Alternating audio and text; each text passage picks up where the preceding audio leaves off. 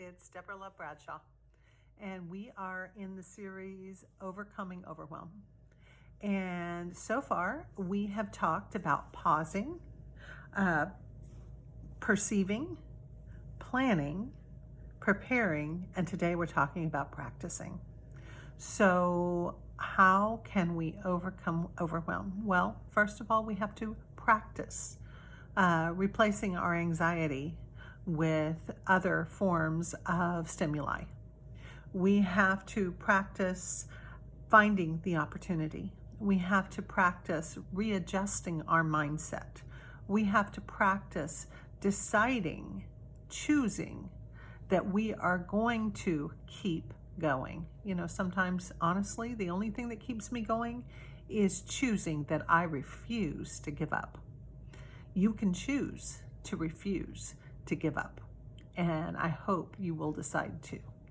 Also, the thing about practicing is you can decide, am I going to make a conscious choice to see this as an opportunity, or am I going to allow it to devastate me? Believe it or not, that is a conscious choice. We get into patterns. We have learned past patterns from our family, from what we practiced in childhood, from what we've practiced in adulthood, from our spouses, from those who influence us. And so sometimes we allow others to influence us in ways that are not what our natural nature is. Sometimes we have to practice changing what we've gotten to the habit of doing. We have to look for the opportunity and practice believing that more is possible. You can choose to believe that this is horrible, that nothing will ever change, or you can choose to look at your past situations and see the things that have changed and that have improved. It's when we look back in hindsight that we often find that it wasn't as bad as we thought, or we did make it through. Patience. Know this is too just a season, that you will make it through this, that just like there have been many seasons in your life, there will be many more to come. And that a resilience report card is a great way to remind yourself of the opportunities even now. So what's a resilience report card? A resilience report card is writing down the things that you have been through, whether it was the death of a family member, whether it was a job loss, whether it was a devastating diagnosis, whether it was bankruptcy, no matter what it was, so whether it was losing a house or you pick. It doesn't have to be that dramatic, but those things that you've already overcome and how you made it through, because you're here, right?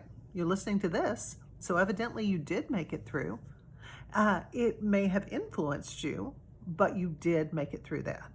And so practice that resilience report card, and when you get discouraged, go back and read about the things that you found, the things that you learned, the way that you did make it through, and the opportunities you accepted to change your situation. Because there are opportunities out there. It's not that there aren't opportunities. It's whether we choose to pursue them or whether we get so discouraged that we stay where we are. Sometimes we just stay because we're discouraged. We think, oh, I can't do this. But it's these little things that we do, these little baby steps we've been talking about, these practical steps that will take you to the next place. So change your mindset by changing your physical state. We've talked about that for several days. Power pose. Look up Amy Cuddy, Cuddy, and power posing. Get out and take a walk. Get into the sunshine. Go dig in your garden. Go clean your house. Go do something that is going to change your state. Go do your laundry. Go straighten up a shelf. Go clean out a closet. Anything that is going to make you feel like you accomplished something, and anything that's going to change your physical body from one of, oh, I am so down, to confidence. I can do this. You've got this. You can choose to do this. Next, reframe the situation. Remember your previous challenges, and every time you get discouraged, remember that there is more that you can do. You have more talents, more gifts, more resiliency than what you could possibly imagine. Also, practice gratitude. Every evening, find 10 things that you can be grateful for. I promise it will change your world. I do it morning and evening because I really need that. What was I grateful for today? Clean running water from a tap. That I can drink the water from a tap and I don't have to boil it as I did when I lived in some countries overseas.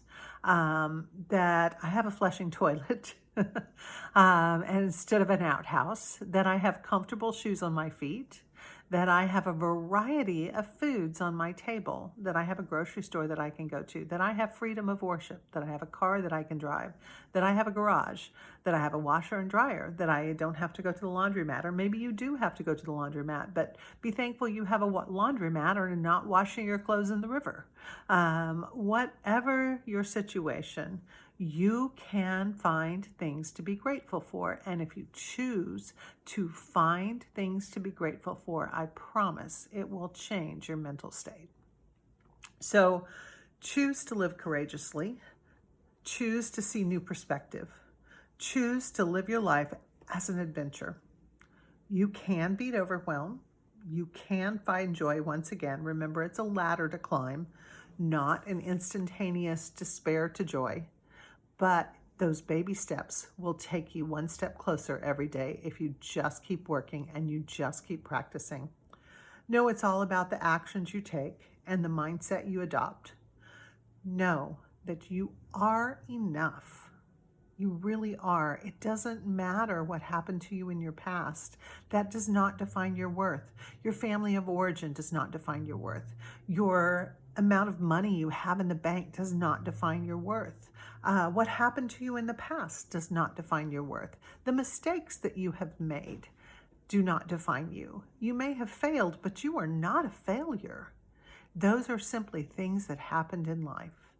Know that you have a unique purpose. There is something that you have to share, whether it's a smile, whether it's you clean toilets better than anybody else in the world, whether it's that you have a unique singing voice, whether it's you know how to read to kids, whatever it is, you have a unique purpose, and all of those pieces put together make up a place that only you can fulfill. Most of all, I hope you remember, you are indeed loved. I love you and God loves you, and you can make it through this. You can overcome overwhelm. It takes baby steps. It takes one step at a time, and it takes deciding that you want to. This is Deborah Love Bradshaw. I hope this series has been helpful. Stay tuned. There'll be lots more series to come. And my idea, my hope, my plan is to give you positive steps to encourage you, to help you step forward, to know that you can live a better life. I hope you'll choose to make this a great day. I believe in you, even if nobody else feels it, even if it doesn't feel like anybody else believes in you right now. Trust me, I believe in you. I know that you have it inside of you to be able to step up and to do the things that you are meant to do. You have so much more potential than you could possibly imagine. You are incredible. If my son with Down syndrome can be determined enough that it took him till 15 and a half to read, and now he's a scholar, if he was determined enough to be able to learn to walk when everybody said he shouldn't and he couldn't, and yet he did, and now he runs and plays basketball and tennis. If he can do that, I know you can too. You've got this. I'll see you next time. Take care of yourself and choose to make it a great day.